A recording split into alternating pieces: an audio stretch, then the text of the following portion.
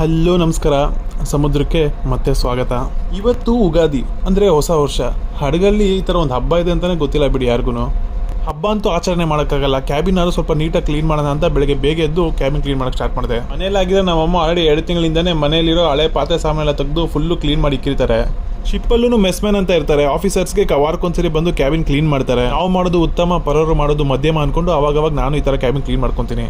ಹಬ್ಬದ ಊಟ ಅಂತೂ ಮಾಡೋಕ್ಕಾಗಲ್ಲ. ಅಟ್ಲೀಸ್ಟ್ ಅರ್ಲೇನೇನಾದರೂ ಹಚ್ಕೊಳ್ಳೋಣ ಅಂತ ನಮ್ಮಮ್ಮ ಕಳಿಸಿದ ಈ ಚಿಕ್ಕ ಅರ್ಲೇನೆ ಡಬ್ಬ ತೆಗೆದೆ.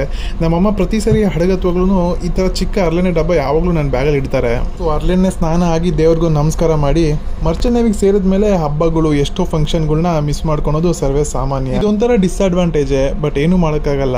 ಲೈಫ್ ಅಂದರೆ ಬೇವು ಬೆಲ್ಲ ಎರಡೂ ಇರುತ್ತೆ, ಸಮನಾಗಿ ಸ್ವೀಕರಿಸಲೇಬೇಕು. ಸೊ ಕೊನೆಯದಾಗಿ ಎಲ್ಲರಿಗೂ ಉಗಾದಿ ಹಬ್ಬದ ಹಾರ್ದಿಕ ಶುಭಾಶಯಗಳು.